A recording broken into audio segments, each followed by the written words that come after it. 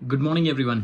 तो आज की इस वीडियो में हम बात करेंगे डाइवर्सिफिकेशन ऑफ द पोर्टफोलियो के बारे में और यूएस इन्वेस्टिंग के बारे में। बिकॉज हम as a Indian we are prone to invest more in India which is good thing. Because India का जो जीडीपी ग्रोथ है वो 7-8% से बढ़ रहा है और यहाँ पर बहुत सारी अपॉर्चुनिटी है। लेकिन सबसे इम्पॉर्टेंट जो फैक्टर है वो टैक्सेशन का है, या ग्रोथ स्टोरी को सच और झूठ बताने का जो तरीका है इंडिया में वो अलग है comparatively to the market like US, UAE, Germany, UK. तो उसको हम इस वीडियो में समझने की कोशिश करेंगे।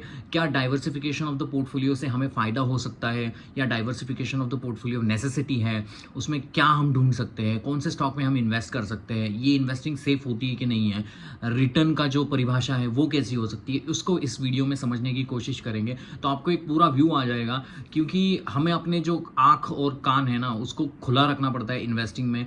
ये जो इंडिया में स्टोरी बताई जाती है वही स्टोरी नहीं है। There are so many opportunities outside of the India also which we need to also have to look. और अपने पोर्टफोलियो का, मैं नहीं बोल रहा हूँ कि आप 70-80% अपने पोर्टफोलियो का outside of the India invest करो, लेकिन कुछ तो परसेंटेज आपको आउटसाइड ऑफ इंडिया को देना पड़ेगा। तो चलो इस वीडियो में उसको डिस्कस करते हैं। तो पहले तो ये चीज़ देखते हैं कि इंडिया में अभी आपने देखा होगा कि हाल ही में ये LTCG और STCG में चेंजेस करवाए गए। 10% से 12.5% को LTCG में कन्वर्ट किया गया और STCG भी चेंज किया गया है। मैं टैक्सेशन की बात कर रहा हूँ। और इंडिया में ना यू नेवर नो कि लोगों ने म्यूचुअल फंड के मैनेजर को सुन के, या टीवी में, सोशल मीडिया में, या गांव में जो एक सैलाब बना हुआ है इन्वेस्टिंग का, उसके तहत बहुत सारी इन्वेस्टिंग तो कर ली है। लोगों के पोर्टफोलियो भी बड़े हो गए हैं और लोगों को ऐसा पोर्टफोलियो में दिख रहा है कि मेरा मोटा पैसा बन रहा है and the people are very happy. But you never know कि इंडियन गवर्नमेंट, ये गवर्नमेंट या नेक्स्ट गवर्नमेंट या कोई भी गवर्नमेंट आए और आपको बोले कि नहीं नहीं अभी चलो 30% से टैक्स देना शुरू कर दो अपनी इन्वेस्टिंग के ऊपर भी। इसको डायरेक्ट टैक्स कोड, जो कि चर्चा भी होती रहती है बहुत सारे इन्वेस्टर्स के बीच में, कि डायरेक्ट टैक्स कोड अगर लग जाएगा तो 30% मेरा जो प्रॉफिट है तो मुझे गवर्नमेंट को देना पड़ेगा। ये मैं जो इतना टेंशन लेता हूँ, इतनी रिस्क में लेता हूँ, वो 30% आपको देना पड़ेगा। ये अभी तक इम्प्लीमेंट नहीं हुआ है, लेकिन ये आगे जाकर हो भी सकता है। बिकॉज यू नेवर नो कि गवर्नमेंट को ऐसा लग रहा है कि अभी ये तो मतलब ऐसा आमदनी है जिसको मैं थोड़ा थोड़ा काट ले लूँ तो यहाँ से पैसा मिल जाएगा। क्योंकि गवर्नमेंट में आप लोग बैंक में पैसा डाल नहीं रहे हो, आप अपने पोर्टफोलियोज में पैसे डाल रहे हो, या ब्रोकिंग हाउसेस में आप पैसे डाल रहे हो, तो जिसके तहत गवर्नमेंट भी उसके ऊपर नज़र रख के है। उनको पता है कि बहुत सारे लोगों के यहाँ जा रहे हैं, तो ये टैक्स कलेक्ट करने का उनको बहुत अच्छा तरीका है कंपैरेटिवली वो सैलरीड क्लास के पीछे जो लगते थे।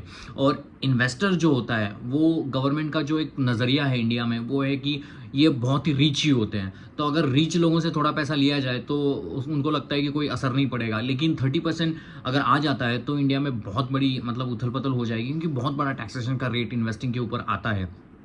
अभी भी 10 से 12.5 हो गया है। कभी कभी लोग 1 साल के पहले ही बेचते हैं, तो 15-20% का तो STCG लगता है। तो मतलब this is not a good thing. और आप अगर देखोगे, आप इतनी रिस्क लेते हो, आप इतने वीडियोज़ को देखते हो, मेरे वीडियोज़ को देखते हो, बाकी और लोगों के वीडियोज़ को देखते हो, समझते हो, अपने आप को टाइम देते हो, अपना पैसा इन्वेस्ट करते हो, और एक आपका स्लीपिंग पार्टनर है जो आगे जाकर पता नहीं आपका 4 करोड़ का पैसा हो गया, बोलेगा 50% मेरे को दे दो। तो ये प्रॉब्लम इंडिया में है और मैं इसको डिनाई नहीं करूँगा। और आप भी इसको थोड़ा देखो कि टैक्सेशन कितना बढ़ रहा है। तो टैक्सेशन की वजह से मैंने एक वीडियो भी बनाया था मिडिल क्लास बर्निंग के ऊपर। आप उसको प्लीज़ देखिए, समझिए कि किस तरीके से इंडिया में हालत चेंज हो रहे हैं। इन्वेस्टिंग अलग बात है, लेकिन टैक्सेशन भी एक जो बर्निंग मिडिल क्लास को, इन्फ्लेशन है जो भी आपको मतलब बहुत दिक्कत दे रहा है। अगर आप इंडिया के बाहर देखते हो तो there are many countries where you can also invest. India में बहुत अच्छे अच्छे ऐप्स है, उसके थ्रू भी आप इन्वेस्ट कर सकते हो। जैसे यूएस में है, आप अगर देखोगे यूएस में एक्चुअली जीडीपी का ग्रोथ 3 और 4% से है, इंडिया में 7-8% से जीडीपी ग्रो होता है। लेकिन यूएस के इन्वेस्टिंग का एक सबसे बड़ा एडवांटेज है कि यूएस डॉलर का जो एप्रिसिएशन होता है हर साल, वो भी आपको अपने पोर्टफोलियो में दिखता है। क्योंकि हर साल 5-6% से तो डॉलर एप्रिशिएट होता है, वो डॉलर का भी फायदा होता है, कंपनियों भी अच्छी है, वहाँ का भी आपको फायदा होता है। तो यूएस डॉलर में ऑलवेज इन्वेस्ट करना it's a better wisely decision to have a, मैं बोल रहा हूँ कि डाइवर्सिफाई पोर्टफोलियो रखो। अपने पोर्टफोलियो का 5%, 10% डाल के रखो, क्योंकि आगे जाके हु नोज कि कौन सी कंपनी अच्छी करेगी। सबसे इंपॉर्टेंट चीज़ है यूएस मार्केट में, क्योंकि वहाँ पर AI रिलेटेड जो बहुत सारी कंपनियां हैं वो डायरेक्ट बेनिफिशियरीज हैं। और वहाँ पर इंडिया में आप अगर देखोगे इन जनरल बहुत सारे टॉक्स होते रहते हैं एआई के स्टॉक के।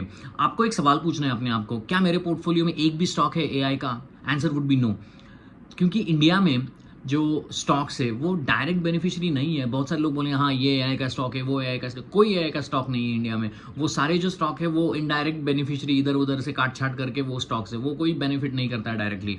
यूएस में जैसे फॉर एग्जांपल कोई बाय या सेल रिकमेंडेशन नहीं है, एनवीडिया है, टेस्ला है, पैलेंटियर है, या मतलब सोफी है, हिम्स है, बहुत सारी ऐसे कंपनियां हैं डायरेक्टली, C3 AI है, बहुत सारी कंपनियां हैं जो एआई में डायरेक्टली काम करती है। और उनका जो ग्रोथ देखोगे पिछले कुछ समय से बहुत तेज तरकार ग्रोथ हुई है और लोगों ने बहुत पैसे कमाए हैं यूएस मार्केट इन्वेस्टिंग से, क्योंकि यूएस मार्केट ही पूरे मार्केट का मतलब पूरे वर्ल्ड मार्केट का एक मदर ऑफ ऑल मार्केट है और वहाँ से ही ग्रोथ की स्टोरी और ट्रैजेक्टरी बनती है। तो आपको ये देखना पड़ेगा और वहाँ इन्वेस्ट करने से स्टॉक भी अच्छे बढ़ते हैं, ऐसा नहीं कि स्टॉक नहीं बढ़ते। हालांकि यूएस मार्केट में एक ही डिसएडवांटेज है कि वॉलेटिलिटी बहुत ज़्यादा होती है, ऊपर नीचे मार्केट बहुत ज़्यादा करता है, एंड डोनाल्ड ट्रम्प आने की वजह से तो और ज़्यादा उसमें वॉलेटिलिटी रहेगी। इन सारी चीज़ों को ध्यान में रखते हुए आपको थोड़ा बहुत अपने पोर्टफोलियो का वहाँ पर अपने इन्वेस्ट करना चाहिए। आप ये इन्वेस्टिंग कैसे कर सकते हो? इंडीड जैसा ऐप है, वेस्टेड जैसा ऐप है, जिसके थ्रू आप अपने थोड़े बहुत पोर्टफोलियो का वहाँ पर आप इन्वेस्ट कर सकते हो और थोड़ा बहुत फ़ायदा भी होगा। दूसरी सबसे बड़ी इंपॉर्टेंट चीज़ है इंडिया और यूएस में, क्योंकि इंडिया में जो रिजल्ट्स आते हैं आपने देखा होगा, कभी कभी कंपनियों के रिजल्ट अच्छे आते हैं स्टॉक की पिटाई हो जाती है, कंपनी के रिजल्ट बुरे आते हैं स्टॉक चढ़ जाता है। ये क्यों होता है? मोस्टली ये यूएस में नहीं होता है, पहले ही पोजीशन नहीं बनती है स्टॉक में, क्योंकि किसी को रिजल्ट नहीं पता होता है। मैं आपको गारंटी के साथ कह सकता हूँ कि इंडिया में जो भी कंपनी लिस्टेड है, किसी ना किसी रिलेटिव्स को, किसी ना किसी बंदे को वो रिजल्ट पहले ही पता होते हैं। इसके अनुसार ही वो अपनी पहली पोजीशन बनाता है, बहुत सारा मतलब उसमें ट्रेडिंग करता है, फ्यूचर करता है, ऑप्शन करता है, क्योंकि उसको वो उस लोगों के नज़दीक होता है। और थोड़ा बहुत तो करप्शन और ये सब चलता ही चलता है, ये आप डिनाई नहीं करोगे इंडिया में। मतलब this is the fact of our country, unfortunate fact, कि लोगों को रिजल्ट पहले से ही पता होते हैं, लोगों को कंपनी में क्या हो रहा है वो पहले से ही, अगर ख़राब चीज़ हो रही है तो पहले ही स्टॉक बेच के चले जाते हैं और आपको नीचे खरीदना पड़ता है या रिटेलर फंस जाते हैं। इसका सबसे बड़ा रीज़न है क्योंकि प्रमोटर जो है ना, वो प्रमोटर इतना ऑनेस्ट नहीं है इंडिया में। बहुत सारे ऐसे चुनिंदे प्रमोटर्स हैं जो सच बताते हैं, सच करते हैं। मैंने बहुत सारे कॉन कॉल भी पढ़े हैं। Just an example, credit axis ग्रामीण का रिजल्ट लगा था Q1 2025 का। उस सीईओ ने टीवी पे आके कहा था कि ये वन ऑफ है, there is no problem, everything good well and everything is fantastic, we will come back in Q2 में आए और उन्होंने 11% की लोन बुक की ग्रोथ दिखाई। पहले उनकी जो ग्रोथ होती थी 25% के ऊपर होती थी, ठीक है। तो मतलब उनको पता चला था Q1 से ही खराब हो रहे हैं, इसीलिए आप अपने उसके क्रेडिट एक्सिस ग्रामीण के इसमें स्टॉक के मतलब जो भी इन्वेस्टर है उसमें चले जाओ। बहुत सारे लोगों ने वहाँ पर शेयर बेचे हैं, मतलब बल्क डील्स वहाँ पर की है, लोगों ने अपने शेयर बेचे हैं, प्रमोटर के जो रिलेटिव उन्होंने शेयर बेचे हैं। क्यों? ये तो पहले ही उनको पता था, लेकिन रिटेलर को तो Q2 का जब रिजल्ट आता है 3 महीने के बाद, जब स्टॉक 1400 का मतलब 1700 का 1400 1300 1200 हो गया, अभी 878 कुछ लगा था, तो अब रिटेलर फंस रहा है क्योंकि अभी उसको रिजल्ट पता चला है। लेकिन बहुत सारे लोगों को रिजल्ट तो पहले से ही पता था। तो यही अनफॉर्चुनेट ट्रूथ है इंडिया में। अगर आप देखोगे टेस्ला के कभी रिजल्ट लगते हैं, किसी को पहले पता नहीं होता कि टेस्ला के रिजल्ट में क्या आने वाला है। मुझे याद है कि टेस्ला कुछ 6% डाउन था और ये Q2 मतलब Q1 उनके यहाँ आई थिंक Q3 के रिजल्ट लगे, उसके बाद तो स्टॉक 8-10% अप हुआ क्योंकि उसका EPS बढ़ा था, उन्होंने अच्छी गाइडेंस दी थी और अच्छा बोला था इलॉन मस्क ने अपने कमेंट्री में, तो टेस्ला का स्टॉक आगे बढ़ गया। किसी को नहीं पता था कि इतने अच्छे रिजल्ट्स आएंगे। So all these things in US में ना थोड़ी, मतलब मैं ऐसा नहीं कह रहा हूँ, मैं उसके प्रेज नहीं कर रहा हूँ। Obviously I love India and और इंडिया में जो भी स्टॉक है मैं उसकी मतलब उसमें भी बहुत ज़्यादा इन्वेस्टेड हूँ। बट यूएस में वो सारी जो चीज़ है जो हमें सीखनी चाहिए यार। मतलब आप लोग इतने कष्ट करके जो पैसे उसमें डालते हो, उस पैसे की कोई असर नहीं रहती है क्योंकि बहुत सारे लोगों को पहले से ही चीज़ें पता होती है, बहुत सारी ट्रेडिंग उसमें चलती रहती है, लोगों को पैसा बनता है, रिटेलर का पैसा जाता है, इसके ऊपर किसी का ध्यान नहीं है, कोई स्ट्रिंजेंट रूल नहीं है। अगर यूएस में ऐसा कोई करता है ना, कोई गड़बड़ी करता है तो डायरेक्टली उसको जेल में जाना पड़ता है, नो बेल ऑफेंस वहाँ पर है अगर कोई ऐसी गड़बड़ी करता है। तो इंडिया में और यूएस में ये फ़र्क है। तो उसमें आप देख सकते हो यूएस में बहुत सारे अच्छे स्टॉक है, जैसे मैंने कहा एआई में है, बैंकिंग रिलेटेड स्टॉक्स है, बहुत सारे ऐप्स है। हालांकि इन्वेस्टिंग आप ना भी करो लेकिन यूएस मार्केट को ट्रैक करो आप। यूएस मार्केट में बहुत सारी ऐसी कंपनियां हैं जिसका कॉपी पेस्ट इंडिया में हो रहा है, जैसे फॉर एग्जांपल ये डिलीवरी जैसी ऐप्स है। तो वो सारी यूएस का कॉपी पेस्ट तरीके से आई है, अमेजोन से लेके फ्लिपकार्ट आया, बहुत सारी ऐसी कंपनियां है, ये जो पेमेंट ऐप है पेटीएम जैसा, वहाँ पर भी वो एक ऐप है। तो वहाँ जो इम्प्लीमेंटेशन अभी हो रहा है वो 2-3 साल में इंडिया में आता है, आपको एक समझ आता है कि ट्रेंड कैसा चल रहा है, यूएस में इन्वेस्टिंग होती कैसी है, नैस्डैक में कौन सी अच्छी कंपनियां है, ये जो फैंग स्टॉक बोलते हैं, फेसबुक, अमेजोन, टेस्ला, ये सारे जो 5 गूगल वगैरह अल्फाबेट, ये जो 5 जो स्टॉक है उनके अर्निंग्स को पढ़ो, ईपीएस को समझो, उनकी ग्रोथ कैसी हो रही है, वो कैसे या एप्पल के रिजल्ट्स आए, कैसे वो आईफोन बेचते हैं, क्या प्राइस कम करके, क्या उन्होंने इन्वेंशन किया है। क्योंकि आप सभी को एक मानना पड़ेगा, US is the place where the all the technology related invention happens, और वो क्रिएटिविटी से ज़्यादा भरा हुआ मार्केट है।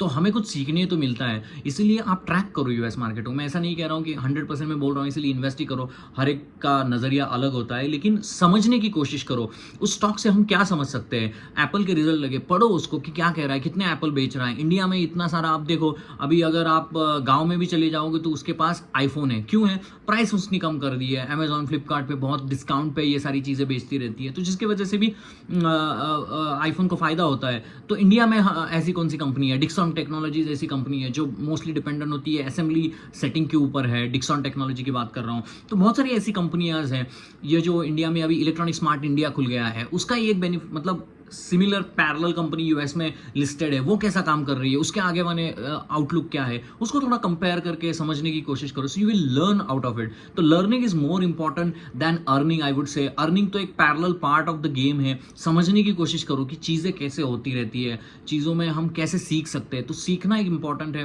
पैसा तो आता ही रहेगा। If you are knowledgeable then stock will give you a thunderous return for your beneficial, ठीक है। आप यूएई मार्केट को भी देख सकते हो, बहुत बड़ा अभी प्रॉपर्टी में वहाँ पर इंक्रीज हो गए हैं, और प्रॉपर्टी मार्केट बूमिंग है यूएई में। बहुत सारी ऐसी कंपनियां हैं, ये जो एनर्जी रिलेटेड कंपनीज हैं, ऑयल रिलेटेड मार्केटिंग कंपनीज हैं, तो वो बहुत अच्छा कर रही है। ये जो डिलीवरी ऐप जैसे नून जैसा ऐप यूएई में है, तो वो भी अच्छा कर रहा है। तो आपको देखना पड़ेगा, गवर्नमेंट सारी कंपनियां हैं, सालिक जैसा गवर्नमेंट, वहाँ पर जो टोल टैक्स लगता है वहाँ पर एक कंपनी लिस्टेड है, वहाँ पर जो बैंक्स है वो भी लिस्टेड है, उसको समझने की कोशिश करो, how you can invest in to those things, उसको समझने की कोशिश करो। जर्मनी में कोई अगर अच्छा कर रहा है या यूके में अच्छा कर रहा है तो उसको समझने की आप कोशिश करो। China is also a good investing pattern over there, but China में सबसे बड़ी दिक्कत है कि चाइना का जो गवर्नमेंट है वो रेगुलेट करता है सारी चीज़ों को, वो नहीं चाहता है कि बाहर के लोगों को बहुत ज़्यादा फायदा हो। They want only Chinese people to grow in their own market, और कभी पता नहीं चलता है कि उस मार्केट में जो ऑनेस्टी का जो फैक्टर है वो मिसिंग है।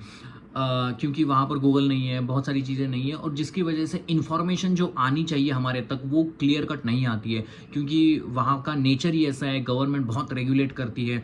ये आपने जैक मा को देखा होगा कि उसको उठा के कहीं भेज दिया, वो बहुत गवर्नमेंट के अगेंस्ट बात कर रहा था। तो वहाँ पर भी जो कंपनी है अच्छी ग्रो करती है, नो प्रॉब्लम, बट पता नहीं उस कंपनियों के साथ क्या कब क्या हो, गवर्नमेंट वहाँ पर झड़प डाल दे और कंपनी को ही बंद कर दे। तो ये प्रॉब्लम चाइना में है। तो इसीलिए चाइना में मैं नहीं कहूँगा you can go in all together, but I definitely suggest you all that you should look into the US stock investing. इससे क्या होता है, यूएस डॉलर एप्रिसिएशन होता है, स्टॉक पोर्टफोलियो का थोड़ा सा डाइवर्सिफिकेशन भी होता है। कभी कभी यूएस मार्केट, अभी देखो इंडियन मार्केट नीचे गिर रहा है, यूएस मार्केट ऊपर जा रहा है, तो यहाँ पर आप बैलेंस रखोगे, आपका थोड़ा दिमाग ठंडा रहेगा, हाँ मेरी यूएस स्टॉक तो एटलीस्ट ऊपर जा रहा है। कभी यूएस मार्केट नीचे गिरेगा तो इंडिया का मार्केट ऊपर जाएगा, तो आपको एक थोड़ा सा बैलेंस अप्रोच रहता है। इसको समझने की आप कोशिश करो। अगर आपको ये वीडियोस पसंद आते हैं तो प्लीज़ वीडियो को लाइक करना, शेयर करना और सब्सक्राइब करना, और कमेंट भी करना अगर आपके कोई सुझाव है। 2-3 लोगों ने मुझे पिछले वीडियो में कमेंट किया है, तो मैं उसका आंसर बिल्कुल दूंगा। एक लॉजिस्टिक कंपनी इसके बारे में है। सो ऑल इन ऑल मेरे कहने का मतलब ये है कि यूएस में थोड़ा देखने की कोशिश करो, क्योंकि सॉफ्टवेयर की जो शुरुआत हुई थी, टेक्नोलॉजी जायंट की शुरुआत हुई थी यूएस से हुई थी। ऐसा कहना कि इंडिया में टीसीएस में इन्वेस्ट करूंगा, इन्फोसिस में इन्वेस्ट करूंगा, वो सारी सर्विस प्रोवाइडर कंपनीज है, पूरे यूएस के मार्केट के ऊपर डिपेंडेंट है। अगर आप यूएस मार्केट ही नहीं पढ़ोगे, आप आईटी सेक्टर में पैसा कैसे बना पाओगे इंडिया में, और वो भी एक डबल बेनिफिशियरी है। तो समझने की कोशिश करो, देखने की कोशिश करो कि मैं इससे क्या लर्न कर सकता हूँ, ठीक है। और एआई जो सबसे बड़ी थीम है अगले 10 सालों में, हम इन्वेस्टेड ही नहीं है, तो अगले 10 सालों में जो एक मतलब इन्वेंशन हमारे सामने पड़ा हुआ है उसका हम बेनिफिट कैसे लेंगे, तो वो भी एक थोड़ा सा इशू है जिसको आपको एड्रेस करना पड़ेगा आपके ऊपर। There is no buy sell recommendations, but the company like the Tesla doing well, उनका एक जो सेल्फ ड्राइविंग व्हीकल आ रहा है उसमें, तो वो सेल्फ ड्राइविंग मतलब कार अपने आप चलेगी, आप अपने कार से पैसे भी कमा सकते हो, कार किसी को छोड़ने भी जा सकती है। सो ये सारी चीज़ें, मैंने एक वीडियो भी बनाया टेस्ला के ऊपर, you can have a look into this और आपको बेनिफिट हो सकता है। I hope you will get out of it.